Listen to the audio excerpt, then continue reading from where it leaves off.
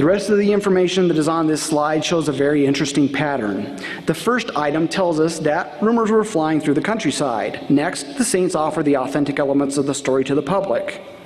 Then we find a blatant act of historical revisionism. Abner Cole wanted to mock the Book of Mormon in his newspaper, The Reflector. He was most probably motivated to do this because he had violated copyright law.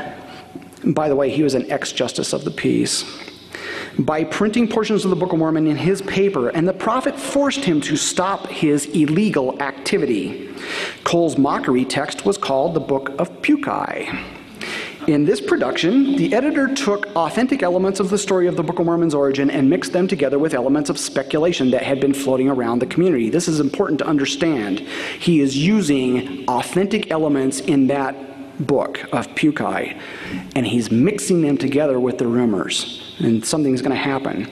Cole utilized the dialogue of one of the characters in his mockery text to call Joseph Smith an ignoramus, a criminal, and a servant of Satan. It is in this text that Joseph Smith is connected with a man from the Great Sodus Bay called Walters the Magician, which is probably Lumen Walter. Cole claims in the Book of Pukei that the Book of Mormon really came into existence in the following manner. Walters the Magician was involved in witchcraft and money digging. Walters was summoned to Manchester, New York by a group of wicked, idle, and slothful individuals, one of which was Joseph Smith. Walters took the slothful individuals of Manchester out into the woods on nighttime money-digging excursions. They drew a magic circle, sacrificed a rooster, and dug into the ground on many occasions, but never actually found anything. The slothful group of Manchesterites then decided that Walters was a fraud. Walters himself admitted that he was an imposter and decided to skip town before the strong arm of the law caught up with him.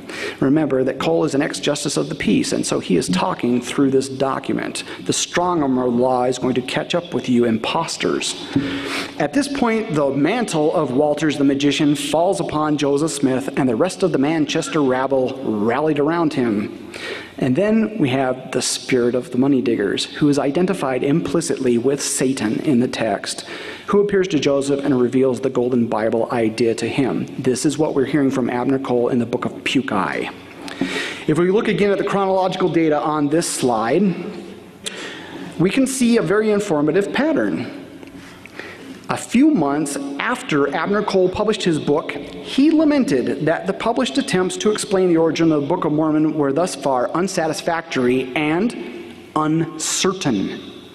This means two very important things. Number one, Abner Cole was announcing that he rejected the authentic elements of the Book of Mormon story that had been made known in the Palmyra Freeman during the same time when the book was being published. Number two, Abner Cole was not claiming that the information put forward in his Book of Pukei was the final word in historical authenticity.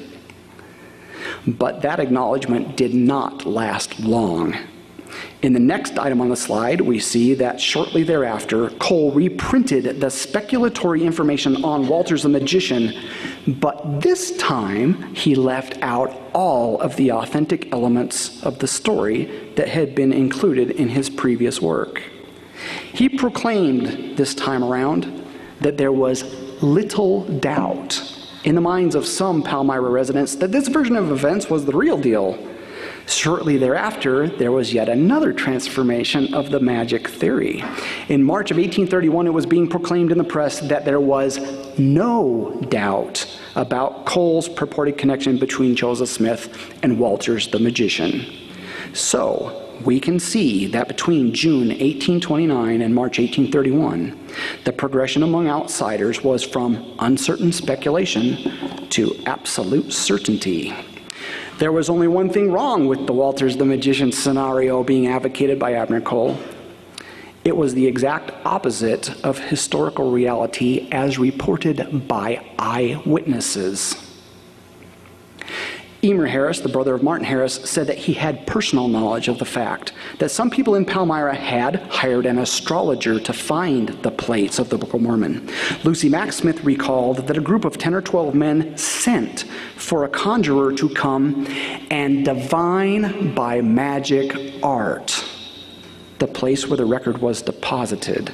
This conjurer did in fact arrive in Palmyra and assembled with the group which had sent for him. We know this because Father Smith, the prophet's father, saw them himself meeting together to the east of his farm, and he overheard their plans to try and obtain the Golden Bible for themselves.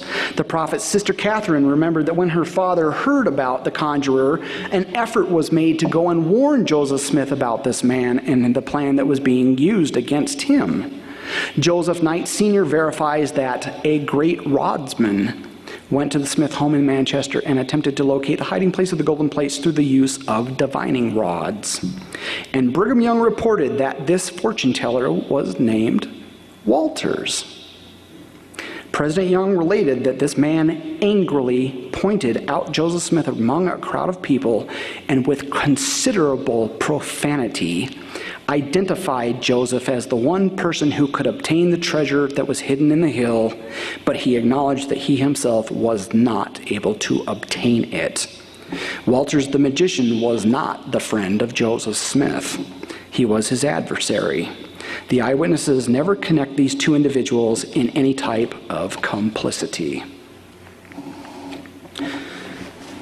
Now that I have shown you that some of Joseph Smith's critics were perfectly willing to intentionally alter his storyline, I would like to demonstrate that some of these critics have in fact preserved clear evidence that the prophet did not alter his storyline over time.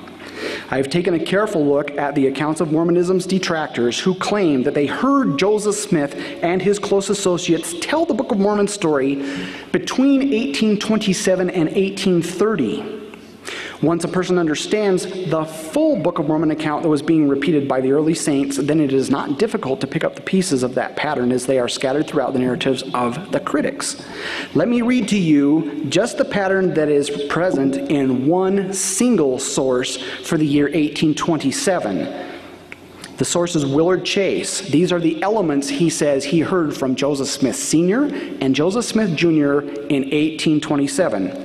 Joseph Smith Sr. said that some years prior to 1827, a spirit was sent and appeared to his son in a vision and informed him about the existence of a record on golden plates, which were deposited inside of a stone box. Joseph Jr. was identified as the person who must obtain the plates, and he was to do so on September 22nd. Joseph went to the place and raised up the stone box lid. There was a large pair of spectacles with the plates. Joseph removed the golden book. He was worried that someone might discover where he had gotten it, so he laid down the plates in order to replace the top stone of the box.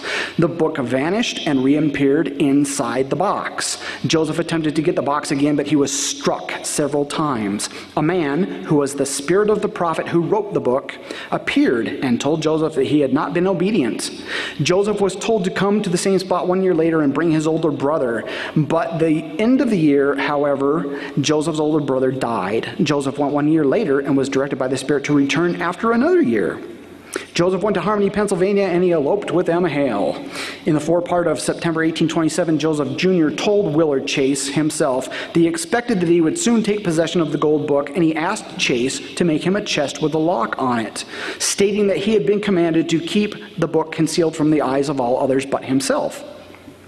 A few weeks later, Joseph told Chase that early in the morning of 22nd of September 1827, he took the one-horse wagon of a house guest and, together with his wife, went to the hill that contained the book. Joseph left his wife in the wagon, retrieved the book, hid it inside of a tree, and went home. He then traveled to Macedon, New York, to work. After 10 days, a rumor arose that someone had gotten the book, and so Joseph's wife went after him. Joseph went to the place where he had hidden the plates, wrapped them in his frock, and headed toward his family's home. Joseph was attacked in the woods by two men. He knocked them down, arrived safely at his home, and secured his treasure. Martin Harris gave Joseph Smith $50 to help him in the work of translating the book. This is just the information from one single 1827 critical source. I have 11 of them just for the year 1827. And if you read the autobiography of Lucy Mack Smith, you will see that there are many matches with the information that she provides.